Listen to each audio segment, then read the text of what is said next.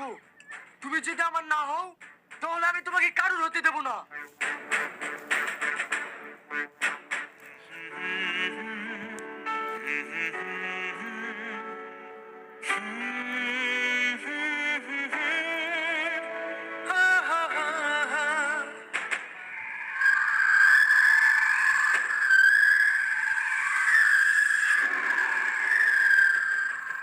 Sir, আবারও রুদ্র পালিয়ে গেছে।